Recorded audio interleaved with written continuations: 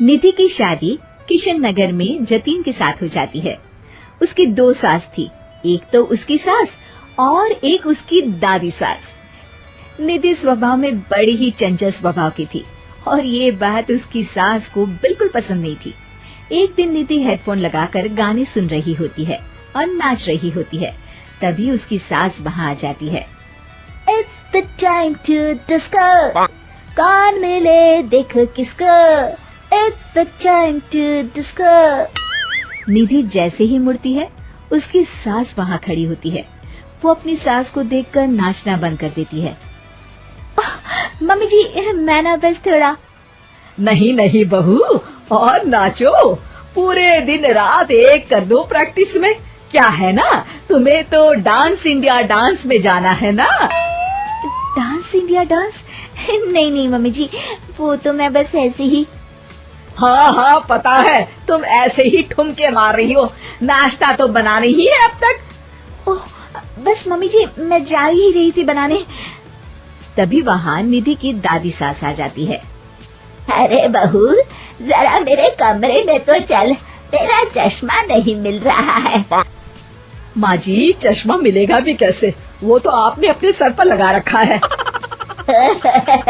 भूल गई थी मैं। सास वहाँ से चली जाती है और दादी सास निधि की तरफ देखकर मुस्कुराती है और आंख मारती है। अगले दिन निधि टीवी देख रही होती है। तभी वहाँ उसकी सास आती है और कहती है, बहू, ये क्या, दिन भर टीवी के सामने अपनी आंखें खराब करती रहती है तू। मम्मी जी, वो कोई काम नहीं था तो मैंने सोचा कि टीवी ही देख लूं। अच्छा, काम नहीं था, कोई नहीं, रात में घर में कुछ रिश्तेदार आ रहे हैं, उनका खाना बनाना है। चलिए बहुरानी जी। हैं? कितने लोग आ रहे हैं मम्मी जी? यही कोई 10-12 लोग होंगे। अभी से ही लग जाओ काम पर, समझी। उनकी खातिरदारी में कोई कमी नहीं रहनी चाहिए। सास वहाँ से चली जाती है। बाप रे, 10-12 लोग, इतने लोगों का खाना, इतना खाना तो एक साथ मैंने कभी नहीं बनाया। निधि रसोई में जाती है और सब्जी काटना शुरू करती है। सब्जी काटते हुए काफी वक्त बीत जाता है। तभी उसकी सास आती है। ये क्या, अभी तक सब्जी ही काट रही है? अरे अभी तक तो सब्जी बन भी जानी चाहिए थी। जल्दी जल्दी हाथ चलाओ बहू, मैं जरा मार्केट जा रही हूँ। सास चली जाती है। इतना सारा काम है और खुद अकेले ही करना पड़ रहा है मुझे। निधि सब्जी काटने के बाद आटा गूंदना शुरू करती है तो देखती है कि आटा खत्म हो गया है। आटे के पैकेट ऊपर वाले स्लैब में रखे हैं। ओहो, एक काम और बढ़ गया। निधि आटा निकालने के लिए स्टूल पर चढ़ती है और पैकेट उतारने लगती है। तभी उसका बैलेंस बिगड़ता है और सारा आटा उसके ऊपर गिरता है। हे भगवान, मर गई रे, ये तो सारा आटा ही गिर गया। अब क्या करूं? आज तो सासू माँ से बहुत डांट पड़ेगी। तभी उसकी दादी सास को रोने की आवाज आती है और वो रसोई की तरफ आ जाती है। देखती है कि निधि आटे में लथपथ जमीन पर बैठी है और पूरा आटा रसोई में बिखरा हुआ है।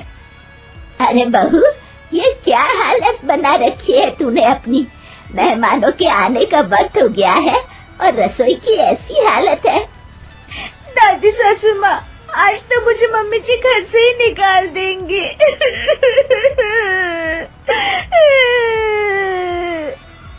ओफो, रोना बंद भी करो और जल्दी से सफाई शुरू करो।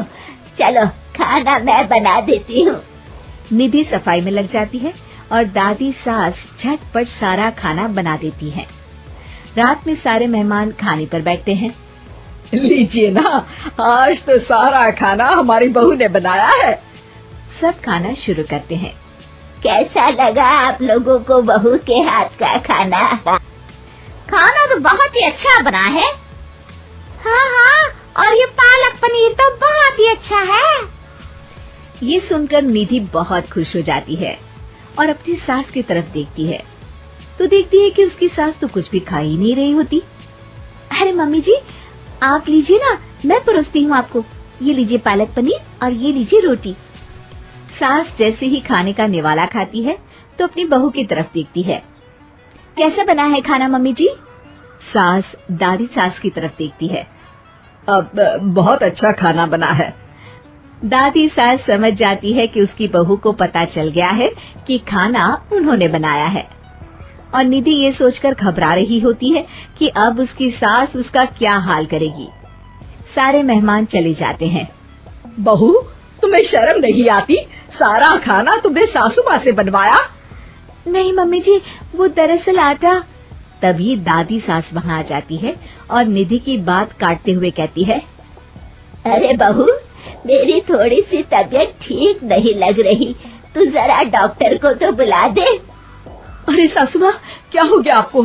चलिए कमरे में आइए आप। सास निधि की दादी सास को अंदर लेकर जाती है और दादी सास एक बार फिर से निधि की तरफ देखकर मुस्कुराती है।